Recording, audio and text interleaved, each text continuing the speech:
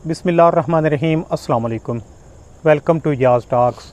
पिछले कुछ दिनों से लाहौर के एक नवाही इलाके चूंग में बाबा भोले शाह के दरबार पर वहाँ पे एक नवाही कब्रिस्तान है, उनके दरबार के साथ मुल्हका, जिसमें एक ख़बर गर्दिश करती है कि यहाँ पर शबीर नामी एक लड़का है जिसकी मौत वाक़ई होती है और वो कब्र में ज़िंदा है।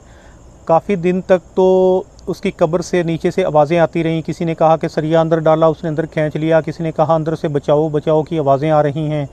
किसी ने कहा कि उस कब्र से ना नीचे से कोई बंदा उसको हिट करता है ज़ोर से हाथों से, तो वो बाहर धमक आ रही है। लेकिन शबीर की जो असल कहानी है ना, वो आज से शुरू होती है। आज क्या हुआ?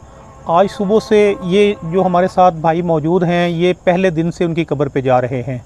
आज फिर उनकी कब्र पे गए थे, तो इन्होंने क्या देखा वहाँ पर कि आज कोई आवाज़ नहीं थी। इन्होंने बहुत पुकारा शबीर शबीर, लेकिन शबीर की आवाज़ नहीं आई। असल में शबीर आज फौत हो गया। हकीकत में आज उसकी मौत वाक़ई हुई है।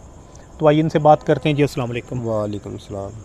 भाई अच्छा भाई, बताएं कि क्या मामला था शबीर का? पहले दिन से सुना है कि आप उनकी कब्र पे जा रहे थे। हाँ जी, पहले दिन तो जा रहे हैं तो उदों दे उनका माँ प्यो भी आ रहे हैं, डिग रहे हैं, सब देख रहे हैं।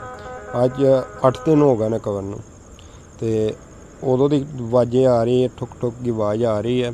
तो और अज कबर 'ਚ आवाज़ नहीं आ रही। नहीं तो ਤੁਸੀਂ ਮੈਨੂੰ ਦੱਸੋ ਕਿ ਤੁਸੀਂ ਕਬਰ ਤੇ ਜਿਸ ਟਾਈਮ ਗਏ, ਤੁਸੀਂ ਉਹਦੀ ਕਬਰ ਤੇ ਹੱਥ ਰੱਖਿਆ, ਕਿਸ ਤਰ੍ਹਾਂ ਦੀ ਆਵਾਜ਼ ਆਈ ਤੁਹਾਨੂੰ? ਉਹਨੇ ਜਦੋਂ ਕਬਰ ਤੇ ਹੱਥ ਰੱਖੀਦਾ ਸੀ, ਉਹ ਧਮਕ ਜੀ ਥੱਲੋਂ ਜਿਵੇਂ ਕੋਈ ਪੈਰ ਨਾ ਮਾਰਦਾ ਸੀ, ਕੋਈ ਯਾਰ ਹੱਥ ਨਾ ਮਾਰਦਾ ਸੀ, ਉਹ ਧਮਕ ਆਉਂਦੀ ਸੀ ਕਬਰ ਤੇ। ਤੇ ਅੱਛਾ ਦੱਸੋ ਮੈਨੂੰ ਕਿ ਉਹਨੂੰ ਉੱਤੋਂ ਬੁਲਾਉਣ ਦੇ ਨਾਲ ਆਵਾਜ਼ ਆਉਂਦੀ ਸੀ, ਇਹ ਕੀ ਹਿਸਾਬ ਸੀ? ਉਹਦਾ ਭਰਾ ਜਦੋਂ ਆਵਾਜ਼ ਮਾਰਦਾ ਉਦੋਂ ਜ਼ਿਆਦਾ ਆਉਣ ਲੱਗ ਪੈਂਦੀ ਸੀ, ਤੇ ਜਦੋਂ ਨਹੀਂ ਤੇ ਜਦੋਂ ਕੋਈ ਇੱਟ ਉੱਟ ਖੜਕਾਈਏ ਉਸ ਟਾਈਮ ਜ਼ਿਆਦਾ। ਮੰਗਣਾ ਨਾ ਜਿਵੇਂ ਪਿਆਲਾ ਰੱਖਿਆ ਸੀ ਉਹਨਾਂ ਨੇ ਕਬਰ ਦੇ ਉੱਤੇ, ਉਹ ਹਿਲ ਕੇ ਪਾਣੀ ਡੁੱਲ ਜਾਂਦਾ ਰੱਖਿਆ, ਤੁਸੀਂ ਉਹਨੂੰ ਬੁਲਾਇਆ ਤੇ ਉਹ ਪਾਣੀ ਦਾ ਪਿਆਲਾ ਉਹ ਡਿੱਗ ਪਿਆ ਸੀ। ਤੇ ਇਸ ਤਰ੍ਹਾਂ ਹੀ ਆਸਤਾ ਆਸਤਾ ਨਾ ਫੈਲਦੀ ਗੱਲ ਪਤਾ ਨਹੀਂ ਕਿੱਥੇ ਤੱਕ ਗਈ ਚਲੀ। ਵਾਹ ਮਾਨੀਆਂ ਰਸ਼ ਲੱਗ ਗਿਆ ਇੱਥੇ। ਇਖਤਿਆਰਾਤ ਨਹੀਂ ਹੁੰਦੇ, ਮੈਜਿਸਟ੍ਰੇਟ ਦੀ ਇਜਾਜ਼ਤ ਤੋਂ ਬਗੈਰ ਕਬਰ ਕੁਸ਼ਾਈ ਨਹੀਂ ਹੋ ਸਕਦੀ, ਤੇ ਮੈਜਿਸਟ੍ਰੇਟ ਦੀ ਇਜਾਜ਼ਤ ਹੋਏਗੀ ਤੇ ਕਬਰ ਕੁਸ਼ਾਈ ਹੋਏਗੀ। ਇਹਨਾਂ ਨੇ ਐਪਲੀਕੇਸ਼ਨ ਨਹੀਂ ਦਿੱਤੀ। ਇਹ ਸਰ ਗਏ ਸੀ, ਪਿੱਛੋਂ ਆਉਂਦੇ ਸਾਰਾ ਕੰਮ ਹੋ ਗਿਆ। ਪਹਿਲਾਂ ਉਹਨਾਂ ਨੇ ਬੁੱਧ ਆਖਿਆ, ਬੁੱਧ ਵੀ ਲੰਘ ਗਿਆ, ਕੋਈ ਚੱਕਰ ਨਹੀਂ। ਉਹਨਾਂ ਨੇ 15 ਅਗਸਤ ਦਾ ਕਹਿ ਰਹੇ ਨੇ ਕਬਰ ਖੁਦਾਈ ਹੋਈ ਦੀ। ਤੇ ਸੁਣਿਆ ਸੀ ਕਿ ਕੱਲ 13 ਅਗਸਤ ਨੂੰ ਖੁਦਾਈ ਹੋਣੀ ਹੈ। ਉਹ 13 ਦਾ ਉਹਨਾਂ ਨੇ ਭਾਈ ਕੋਲ, ਉਹਨਾਂ ਹੁਣ 15 ਦੇ ਲੈ ਗਏ ਨੇ। ਉਹਨੇ 15 ਅਗਸਤ ਤੇ ਹੋਏ ਦੇ 14 ਅਗਸਤ ਦੀ ਛੁੱਟੀ ਆ ਗਈ। 14 ਅਗਸਤ ਦੀ ਛੁੱਟੀ ਹੈ ਤੇ ਦੂਸਰਾ ਕੱਲ ਜਲਸਾ ਵੀ ਹੈ ਇਮਰਾਨ ਖਾਨ ਦਾ। ਹਾਂ। ਅੱਛਾ, ਤੁਸੀਂ ਸ਼ੋਰ ਜੇ ਕਿ ਤੁਸੀਂ ਖੁਦ ਆਵਾਜ਼ ਸੁਣੀ ਹੈ? ਹਾਂਜੀ ਬਿਲਕੁਲ, ਪਹਿਲੇ ਦਿਨ ਆਵਾਜ਼ ਸੁਣਦੇ ਆ ਰਹੇ ਹਾਂ, ਪਰ ਅੱਜ ਨਹੀਂ ਆਵਾਜ਼ ਆ ਰਹੀ। ਅੱਜ 3-4 ਵਾਰ ਦੇਖਿਆ ਪਰ ਆਵਾਜ਼ ਨਹੀਂ ਆ ਰਹੀ। ਅੱਜ ਬਿਲਕੁਲ ਐਂਡ ਹੋ ਗਿਆ ਨੇ। ਜਿਹੜਾ ਜ਼ਿੰਦਾ ਵੀ ਸੀ ਨਾ, ਇਹ ਹੁਣ ਰੱਬ ਜਾਣਦਾ ਜ਼ਿੰਦਾ ਸੀ ਤੇ ਨਹੀਂ ਜ਼ਿੰਦਾ, ਪਰ ਅੱਜ ਨਹੀਂ ਆਵਾਜ਼ ਸਾਨੂੰ ਆਈ। ਅੱਛਾ, ਤੁਸੀਂ ਦੱਸੋ ਜੀ ਕਿ ਤੁਸੀਂ ਇਸ ਮਾਮਲੇ ਦੇ ਬਾਰੇ ਕੀ ਕਹਿੰਦੇ ਜੇ? ਤੁਸੀਂ ਆਵਾਜ਼ ਸੁਣੀ? ਹਾਂਜੀ, ਆਵਾਜ਼ ਸੁਣੀ। ਥਾਪੜੀ ਮਾਰੀ ਦੀ ਆਵਾਜ਼ ਆਉਂਦੀ ਸੀ।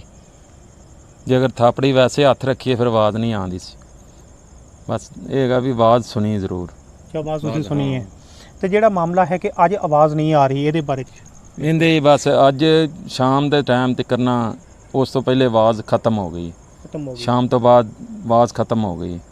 ਤੇ ਤੁਸੀਂ ਮੈਨੂੰ ਦੱਸੋ ਕਿ ਤੁਹਾਨੂੰ ਕੀ ਲੱਗਦਾ ਹੈ ਕਿ ਪਹਿਲੇ ਅਗਰ ਸ਼ਬੀਰ ਜ਼ਿੰਦਾ ਸੀ ਤੇ ਹੁਣ ਤੁਹਾਨੂੰ ਕੀ ਲੱਗਦਾ ਹੈ ਕਿ ਪਹਿਲੇ ਜ਼ਿੰਦਾ ਹੈ ਸੀ ਜਾਂ ਨਹੀਂ ਹੈ ਸੀ? ਔਰ ਅਗਰ ਹੈ ਸੀ ਤੇ ਹੁਣ ਜ਼ਿੰਦਾ ਹੈ?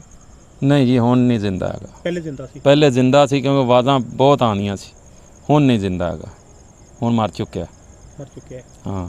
ਕਿ ਤੁਹਾਨੂੰ ਲੱਗਦਾ ਹੈ ਨਾ ਕਿ ਸ਼ਬੀਰ ਨਾਲ ਨਾਇਨਸਾਫੀ ਹੋ ਚੁੱਕੀ ਹੈ? ਹਾਂ ਜੀ, ਇਹ ਤਾਂ ਹੋ ਗਈ ਇਹਨਾਂ ਨੂੰ ਕਰਨ ਵਾਲਿਆਂ ਨੇ, ਪਰ ਨਾਇਨਸਾਫੀ ਕਰ ਦਿੱਤੀ। ਹਾਂ, ਬਹੁਤ ਕੀਤੀ ਇਹਨਾਂ, ਘੱਟ ਨਹੀਂ ਕੀਤੀ। ਹੁਣ ਕਿੱਥੇ ਚਲੀਆਂ ਗਈਆਂ ਸਾਡੀਆਂ ਅਦਾਲਤਾਂ ਜਿਹੜੀਆਂ ਰਾਤ ਨੂੰ 12 ਵਜੇ ਵੀ ਖੜੀਆਂ ਹੋ ਕੇ ਇਨਸਾਫ ਕਰਦੀਆਂ ਨੇ, ਤੇ ਹੁਣ ਉਹ ਕਿਹੜੀ ਜਗ੍ਹਾ ਤੇ ਸੌ ਗਈਆਂ ਜਾ ਕੇ? ਸਰ ਅਦਾਲਤਾਂ ਤਾਂ ਰਹਿ ਹੀ ਨਹੀਂ ਗਈਆਂ, ਨਾ ਗੁਠਾਣਾ ਰਹਿ ਗਿਆ, ਨਾ ਅਦਾਲਤਾਂ ਰਹਿ ਗਈਆਂ। ਅਦਾਲਤਾਂ ਵੀ ਅਮੀਰ ਲੋਕਾਂ ਵਾਸਤੇ ਨੇ, ਠਾਣੇ ਵੀ ਅਮੀਰ ਲੋਕਾਂ ਵਾਸਤੇ ਨੇ, ਸਾਡੇ ਵਾਸਤੇ ਗਰੀਬਾਂ ਵਾਸਤੇ ਕੋਈ ਚੀਜ਼ ਨਹੀਂ ਹੈਗੀ। ਕੋਈ ਚੀਜ਼ ਨਹੀਂ ਹੈ? ਹਾਂ, ਨਹੀਂ ਹੈਗੀ। ਅੱਛਾ ਭਾਈ, ਦੱਸੋ ਕਿ ਜਿਹੜੀ ਸ਼ਬੀਰ ਦੀ ਕਬਰ ਕੁਸ਼ਾਈ ਵਾਰਸਾਨ ਨੇ ਕੀਤੀ ਹੈ, ਉਹਦੇ ਬਾਰੇ ਦੱਸੋ। ਕਹਿੰਦੇ ਨੇ ਕੋਈ ਸਲੈਬਾਂ ਤੱਕ ਬਿਲਕੁਲ ਪਹੁੰਚ ਚੁੱਕੇ ਸੀ, ਤੇ ਸ਼ਬੀਰ ਦੀ ਯਾਨੀ ਕਿ ਜਿਹੜਾ ਸੀ ਨਾ ਸਲੈਬਾਂ ਉਹਨਾਂ ਨਜ਼ਰ ਆ ਗਈਆਂ ਸੀ ਵਿੱਚ। ਇਹਦੇ ਬਾਰੇ? ਹਾਂਜੀ ਸਰ ਜੀ, ਉਹ ਸਲੈਬਾਂ ਤੱਕ ਪਹੁੰਚੇ ਨੇ, ਉਨੀ ਦੇਰ ਪੁਲਿਸ ਆ ਗਈ। ਪੁਲਿਸ ਵਾਲਿਆਂ ਫੜਿਆ ਤੇ ਲੈ ਕੇ ਚਲੇ ਗਏ ਨੇ। ਬੱਚਿਆਂ ਨੂੰ ਮਾਰਿਆ ਮੁਰਿਆ ਵੀ ਹੈ। ਜਿਨ੍ਹਾਂ ਕਿਹਾ ਸੀ ਪੁੱਟੋ, ਉਹਨਾਂ ਨੂੰ ਵੀ ਉਹਨਾਂ ਦਾ ਪਤਾ ਨਹੀਂ ਲੱਗਾ ਹੈਗਾ। ਪੁਲਿਸ ਜਦੋਂ ਵੇਖਦੀ ਹਾਂ ਦੌੜ ਗਏ ਨੇ, ਪਰ ਹਲੇ ਹੈਗਾ ਬੱਚਿਆਂ ਨੂੰ ਫੜ ਕੇ ਲੈ ਗਏ ਨੇ।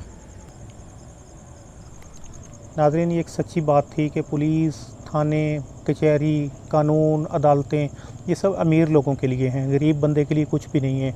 ये एक गरीब का बच्चा था, यही किसी पॉलिटिशियन का बच्चा होता, किसी ब्यूरोक्रेट का बच्चा होता, किसी बहुत बड़े आदमी का बच्चा होता तो शायद हो सकता है कि इजाज़त की ज़रूरत ही ना पड़ती, ये फ़ौरी कब्र कुशाई होती, फ़ौरी इसको निकाल लिया जाता। तो शब्बीर आज अपने जो था ना मौत के करीब होता होता आज वो अपने आखिरी अंजाम तक पहुंच गया। इसमें किसका कसूर है ये आप लोगों ने मुझे बताना है, लेकिन अगर इसमें कोई कसूरवार है इस दुनिया में तो वो सज़ा पाएगा। इस दुनिया में भी एक दिन अल्लाह की पकड़ आएगी, उस दुनिया में भी वो सज़ा पाएगा। वो ज़िंदा था तो उसको क्यों नहीं निकाला गया, पता तो चलता ना वो ज़िंदा है या मर चुका है। इसमें जो हकीकत और सच्चाई थी वो बाहर सामने आ जाती। लेकिन अब कब्र कुशाई होगी, कल होती है 13 तारीख को, या परसों के बाद जो तारीख आ रही है 15 तारीख, उस दिन शब्बीर की कब्र कुशाई होती है, तो सारे मामलात सामने आ जाएंगे। तो अल्लाह हर चीज़ पर कादिर है, वो हमें क़यामत वाले दिन ज़िंदा करेगा, इकट्ठा करेगा, मैदान महशर में लेके जाएगा जब हम रेज़ा रेज़ा हो चुके होंगे। तो इसी के साथ इजाज़त चाहते हैं, इस उम्मीद, इस यकीन के साथ कि आप दुआ करेंगे शब्बीर के बारे में कि वो खुदा करे वो ज़िंदा हो, उस माँ का लख्त जिगर वापस इस दुनिया में आए। तो इसी के साथ इजाज़त चाहते हैं। अल्लाह निगहबान।